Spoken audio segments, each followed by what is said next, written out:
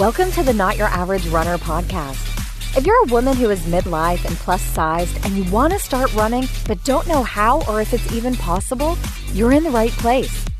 Using proven strategies and real-life experience, certified running and life coach Jill Angie shares how you can learn to run in the body you have right now. You are listening to episode lucky number 13 of the Not Your Average Runner podcast. I'm your host, Jill Angie, and in this episode, we're going to review all the do's and don'ts of running for beginners, what it's like to do a run streak, and of course, my current obsession, the first ever Not Your Average Runner meetup in New York City. So whether you're a brand new runner, an experienced pro, or maybe even just contemplating it because all your crazy friends are doing it, you are in the right place. Now, before we get to Ask the Curvy Coach, I do want to give a shout out to two people.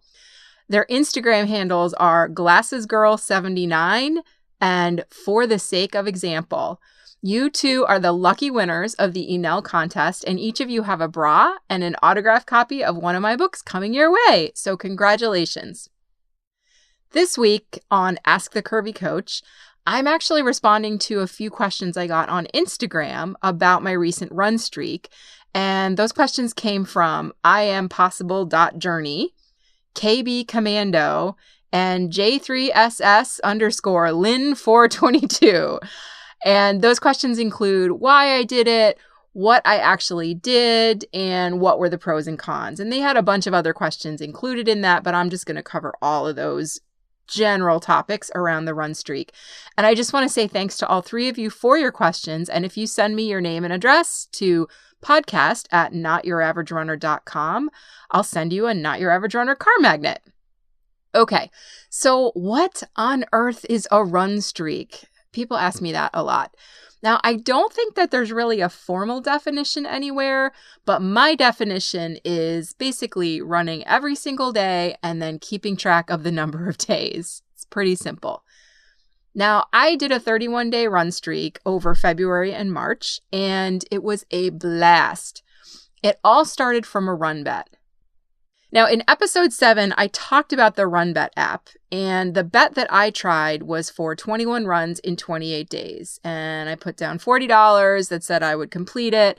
And the way it works is everybody bets $40, and then at the end, everybody who completes the challenge splits the pot, basically. So if people drop out, then whoever wins the challenge actually splits the money that's left over. But anyway, mine was for 21 runs in 28 days, but I joined it late. I actually joined on day 4. So I only had 24 days to get my 21 runs in, which meant I pretty much needed to run every day throughout the challenge if I wanted to complete it. So fortunately, in this bet, the first 3 runs were actually only a half a mile, which I'm like, oh, that's fine. I could do that in my sleep. And then it moved up to a mile, and then a mile and a half, and then 2 miles. And since the early runs were short, I decided I was going to save all of my rest days for the end of the challenge, which meant I really did have to run daily for the first couple of weeks.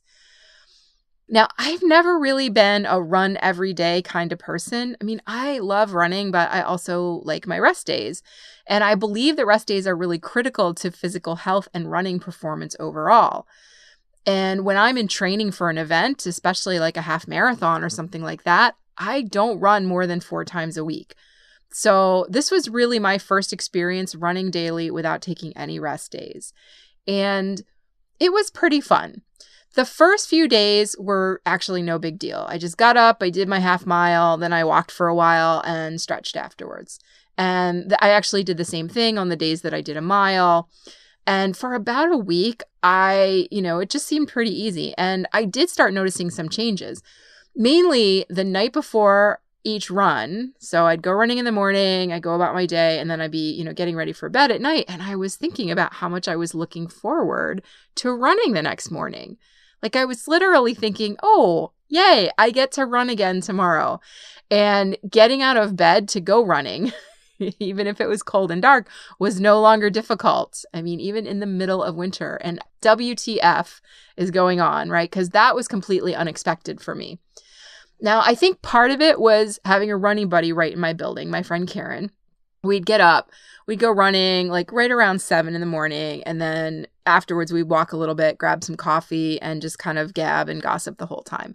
But she travels a lot for work. And so she definitely could not make it every day. And even on my alone days, I was still looking forward to it. So I know it, like part of it was the running buddy, but part of it was definitely, just the fact that I was getting to run every day. So after like a week and a half of this, I'm like, let's make this a formal experiment to see what's going to happen. And so I decided to do it for 30 days. And here's how I structured it. For the most part, I ran first thing in the morning, like roughly at 7 o'clock. And I never did more than 3 miles. Most of my runs, I would say, were in the 1.5 to 2 mile range.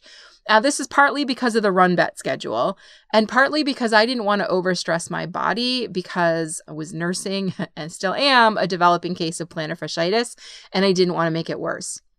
Now, I ran with a buddy, either Karen or somebody else, at least half the time. And the rest of the time, I ran either with music or podcasts. I did a run-walk approach, which is pretty much how I always run. And I generally hover between a 14 to 15 minute mile, usually closer to 15. And for this experiment, I used a 30-second run, 60-second walk ratio. And my total mileage for the 31 days was about 45 miles. Now, out of the 31 days, 30 of them were outside and one was on a treadmill because of that crazy bomb cyclone nor'easter that sort of dropped out of nowhere and trees were like flying by the window. And I thought, I'm good. I'm going to stay in today. A few times I went to a nearby park to run, but mostly I just ran in my local neighborhood just because it was easy. And because the runs were so short, it wasn't hard to, get the distance in. Now, after a couple weeks, I did notice that my legs were pretty tired each day. And I know that was because I didn't take any rest days. So my legs, they just didn't get a chance to recover. And since I didn't go any farther than 3 miles, it really wasn't a big deal, but it was definitely noticeable. And also the plantar fasciitis that was starting to develop before the streak was not getting any better. And although, to be fair, it wasn't getting any worse either because I was very diligent about stretching and icing and wearing my night splint and always keeping supportive shoes on, but it definitely was not getting better. But aside from that, there really were no negative effects. I mean, I was super excited to get up and run every single morning because I knew how good I'd feel afterwards. And it was fun to have that every single day. And it really got me to switch my schedule because I used to get up and have coffee and read and relax or, do a little work. And then I'd walk or run or do yoga. And for this streak, like I said, I ran about 7 o'clock in the morning on almost every day. And then afterwards I had coffee and holy shit, that was a much better routine for me. And I actually haven't changed it back since. Like I'm still getting up and running pretty much first thing every morning. Now, here is the really interesting part. I mean, aside from all those other positive changes, I finished the run bet on day 21. And in my mind, I thought, okay, I'm just going to go another 9 days, finish out the streak, and then take a couple days off and come back with a 4-day-a-week schedule. And when I was planning that out, the thought of taking a couple days off kind of freaked me out. I had this fear that if I took a day off, I'd never start again, which I know is not right. I mean, I've been running for 20 years. And so obviously I've skipped days and I've started again. But I had gotten into such a deeply ingrained habit of wake up, get dressed, go for a run that I didn't want to mess that up. And I was really kind of afraid that I might if I took that day off.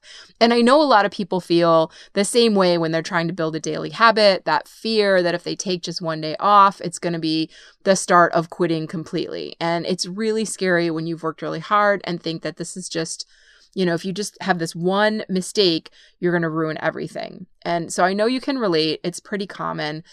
And I just want you to know that, if you have those thoughts, I promise, if you have started and created a habit for 30 days, if you skip a day, you are very, very likely to get back to it the following day because you've built up such an ingrained habit. So, you can kind of relax about that. And then don't beat yourself up for worrying about it, though, because it's totally normal.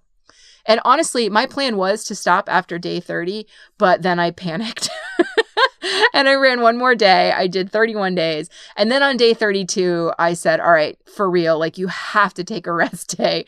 So I didn't run, and I spent the day snuggled up on the couch with my boyfriend watching Netflix, and it was awesome.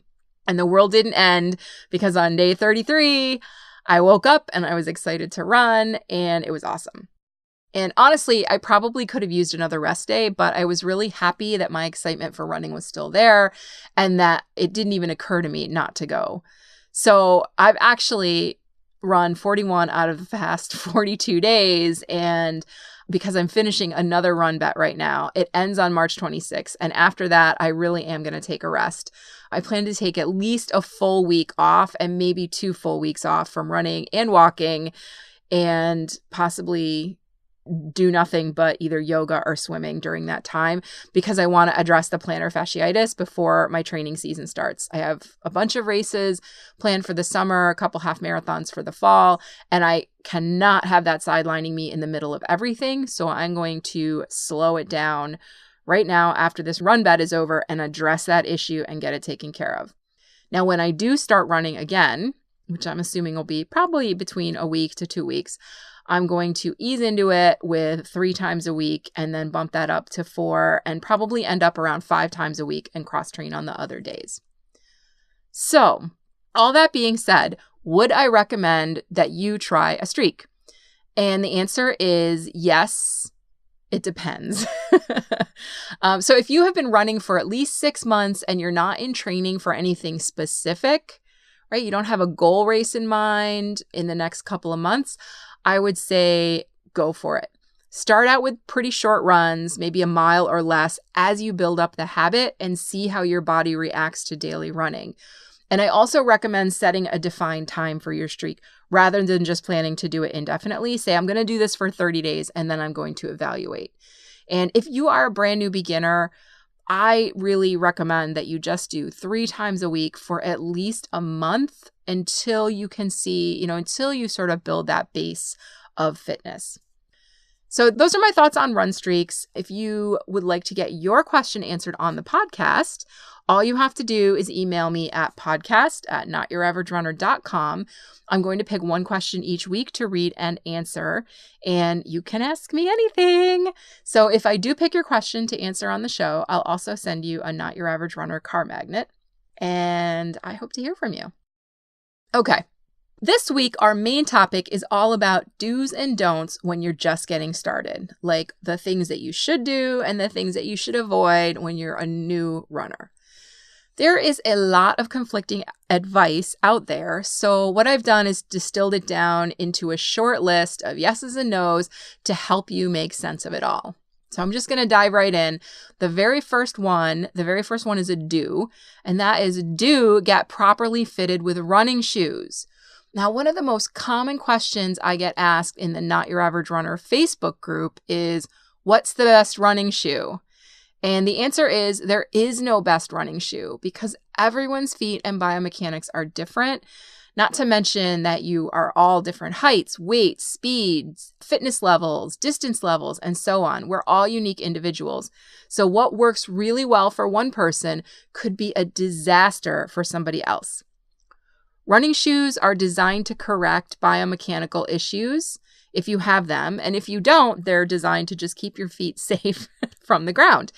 They also provide cushioning, and like I said, protection against hard surfaces like cement, rocks, broken glass. And choosing the wrong shoe for you can lead to problems. So I get that picking up an inexpensive pair of cute running shoes at your local discount store or, your Payless or DSW or wherever you go shopping for shoes, it might be cost effective and convenient. You might find the perfect shoe to match your favorite running outfit, but this could be a big mistake because your feet are integral to your running. And if you're running in shoes that don't work with your biomechanics, you're not only going to have problems with your feet, you might have problems with your knees and your hips and your back and just generally get injured. So Make sure you visit your local running store to get measured, have them put you on a treadmill and watch you run, and talk to an expert. Get professionally fitted for your running shoes before you do anything else. The next one is a don't. Don't get discouraged if running feels hard. Running is hard. It just is. It's hard for everybody, whether you're brand new, you're just starting out, or you've been running for 20 years. It's just hard for everyone. And it will get easier with time. I promise you that. But the whole point of running is to get your heart rate up, to break a sweat, and to improve your fitness. So if it feels hard to you, congratulations, you are doing it right. Now, if you are brand new to this sport, you might be tempted to say that you're just not cut out to be a runner because it doesn't come easily. And I urge you to be patient with yourself. It takes a while for your body to adapt, so I want you to take it very slow and stick with it for a few weeks before you decide. Use a run-walk interval approach and keep your workouts very short. You might even find that it feels easier if you don't expect yourself to be perfect at it right away. Like, allow yourself to just suck at it for a while. Give yourself permission to not be the best, to not be perfect, and keep doing it anyway. All right, this next one is a do, and that is do use an interval timer. Using alternating intervals of running and walking is an awesome approach for new runners, but just running until you're tired and exhausted and then walking doesn't set you up for success, and it can actually slow you down and make it harder. So I want you to run and walk in specific intervals. Now, you can download a free timing app for your phone, or you can pick up an inexpensive interval timer such as the Gym Boss that clips onto your shirt or your wrist. Or you can try Runkeeper, which tracks your entire run, the speed, the distance, and the elevation. It cues you when to start and stop running however you want. Oh, and by the way, I made you a quick tutorial for how to use the custom interval feature in Runkeeper. It's in episode 9. It's a free PDF download. All you have to do is go to the show notes, notyouraveragerunner.com/9, and you can grab it there. So as far as how to do your intervals, get your timer, and then you're going to start out with 30 seconds of running and 90 seconds of walking. And you're going to do that 10 times. It's 20 minutes, right? After that starts to feel easy, you can add 15 seconds of running to each running interval and progress from there. You can also decrease your walking interval by 15 seconds. So that's kind of a starting point for brand new beginners. Now, we're going to do a don't. If you're seeing a pattern, we're going to alternate here. Don't try to increase too much from one week to another. Doing too much too soon is honestly the number one cause of injuries in new runners. Just because your body will let you go 5 miles on your second day does not mean that it is a good idea. It can lead to injury and soreness and a lot of different things, and all of those problems can cause you to quit running, and that's the opposite of what we want. So you can add distance or time to each run slowly from week to week, right? So stay at a certain level for 1 week, and then you can add distance or add time, a little bit of one or the other. This gives you your body a chance to adapt. Now, if you're brand new, I want you to start out with a mile using run-walk intervals, or 20 minutes using run-walk intervals. Do that for a couple weeks. Then you can add on another quarter mile or maybe another 3 to 5 minutes of intervals and hold on to that for a week or two and then progress from there. Patience is your friend when it comes to running. Too much too soon can lead to injury, which means you'll have to rest and start all over again. So as excited as you are, and I totally get it, I feel the same way sometimes, I want you to hold yourself back a bit because it will pay off in the long run. All right, next, we're going to talk a little about safety. This is a do, and you do want to run facing traffic if you're running on the side of the road, if you're running on the shoulder. Now, this one might not seem obvious, but if you're running on the shoulder of a road, especially a busy one, you never want to walk or run in the same direction as the traffic next to you, because when you have your back to oncoming vehicles, you are at risk of getting hit because we know people text and drive, people are distracted, right? Sometimes people sort of drift over the white line into the shoulder when they're not paying attention. And if you have your back to that traffic, you can't see them coming. You can't get out of the way.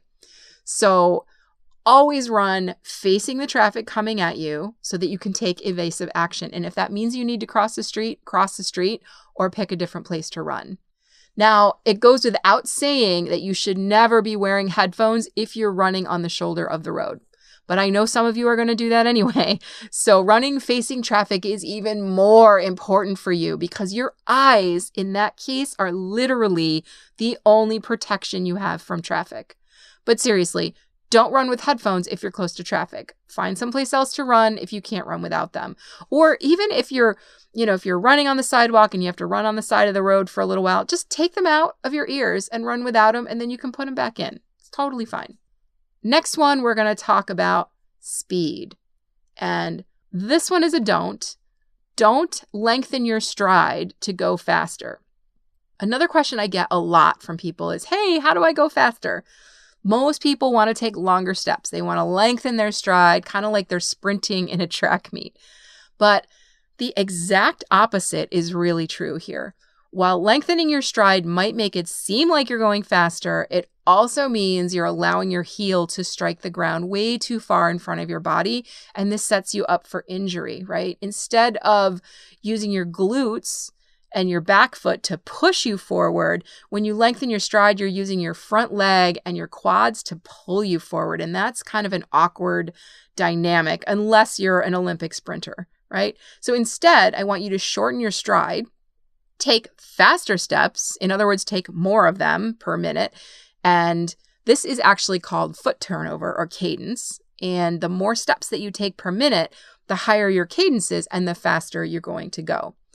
By shortening your stride, by shortening the length of each step that you're taking, your foot will land almost directly below your hips, which reduces the impact to your joints, reduces the risk of injury, and it takes a little more strength and muscular endurance to run this way. So it's going to feel a little bit harder, but developing those skills early on in your running practice will serve you very well as you train for longer and longer distances. And finally, this one is a do. Do always warm up with 5 minutes of brisk walking before you start running. Always, always, always, always, always do this warm-up walk. It eases your heart and your lungs and your muscles into the effort of running. Have you ever tried to just sprint from a dead stop and in about 10 seconds you're exhausted? It's because your body's not ready yet. Right? So the warm-up helps you with your breathing. It can prevent side stitches. It helps with shin splints, and it makes running feel a whole lot easier. Most of my clients actually notice a really big difference in their overall speed, how the run itself feels, and their post-run soreness once they implement this extremely easy step. And I even have one client, and she knows who she is, that used to complain that she didn't have time. Right? She didn't have time for 5 minutes. But when she started doing a 5-minute warm-up, she actually took more than 5 minutes off the time it took her to do her regular workout. So adding 5 minutes at the beginning actually saved her time overall. And that first mile didn't suck nearly as much. So here's your challenge for this week.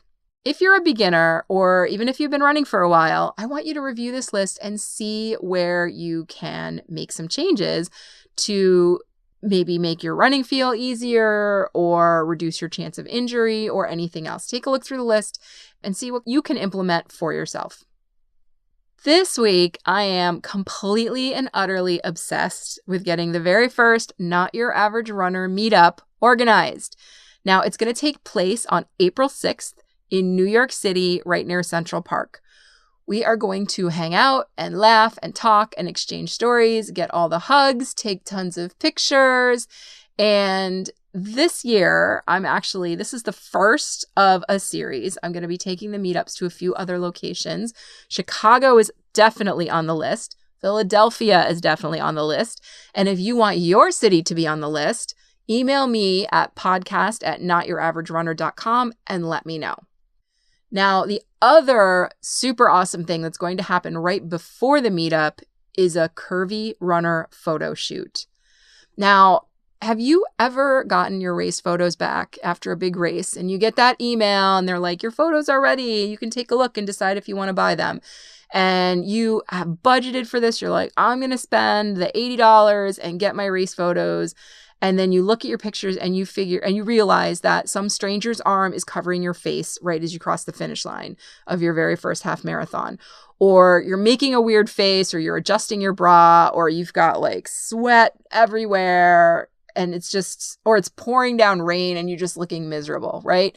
So we're going to do a photo shoot, and this is your chance to get a do-over and get a picture, actually 5 or more pictures of yourself running with perfect form and smiling and your hair done and your cutest outfit and not all sweaty and just generally like get that amazing race photo that you can make as your profile picture or frame and put on your wall, whatever you want. Like, this is your chance to get a do-over for all those shitty race photos that you've had. Now, here's how it's going to work. I'm bringing in a professional photographer. Her name is Teresa Ernest. And she's going to do individual photo shoots and also group photos. So come dressed in your cutest outfit, and we're going to get pictures of you smiling, running, posing however you want. You can be stretching, you can be jumping, you can be doing a handstand or a cartwheel, whatever you want. No sweaty hair or sweaty clothes, unless you want it that way. And we're going to do that all in Central Park, which is one of the prettiest places I know. It's one of my favorite parks on the planet. So if you sign up for this, you will get at least 5 individual pictures of yourself in whatever poses you want. And Teresa is also going to take a bunch of pictures of all of you that are at this photo shoot to represent plus size runners everywhere. Okay, you're going to appear on my website, on my Instagram, on Facebook, and other places. In fact, the last time I did one of these photo shoots, it was 2 years ago in Philadelphia. The photos were used for 2 different book covers of mine. One was Not Your Average 5K, and the other was Not Your Average Half Marathon. So they've also been featured in FabuPlus magazine and a couple other websites where I've written articles. So basically, come to this photo shoot and you can be famous. So here's the deal. The meetup is completely free and open to anyone. You do have to sign up just so that I know how many people are coming, but I only have the photographer for a short period of time. So participation in the photo shoot is going to be limited so that everybody gets individual attention. And there will be a small fee of $25 to participate in that. And that's just to make sure that you hold your spot and that, I've got a place for you. So it's definitely way cheaper than your race photos. And like I said, you're going to get at least 5 of you and you only, as well as bragging rights to say you're on a website, you're on, you might be on a book cover, you might be in a magazine, all that good stuff. Now, if you want to be part of the fun, either the meetup or the photo shoot or both, just go to notyouraverage.com/meetup. That's MEETUP to sign up. Okay, notyouraverage.com/meetup to sign up. And again, it's on April 6th at 5 p.m. near Central Park. And the photo shoot will be at approximately 1 p.m. Now, if you're listening to this after April 6th, you can still check the website, notyouraverage.com/meetup, to see where we're going to be next. Like I said, Chicago's on the list for this year. Philadelphia is on the list for this year, and I'll probably add at least 2 more cities. So let me know where you want me to come next. Well, our time is up again, my friend. And as always, it has been an absolute pleasure talking to you this week. I hope you're listening to me while you're running, but even if you're not, thank you for allowing me to join you on whatever activity you are doing right now. Make sure you check out the show notes at notyouraverage.com/13 for all the details about everything I talked about in this show, including the transcript for this episode with all the links. I am so glad that we are on this journey together, my friend. Until next week, happy running. Thanks for listening to this episode of the Not Your Average Runner podcast. If you liked what you heard and want more, head over to www.notyouraverage.com to download your free 1-week jumpstart plan and get started running today.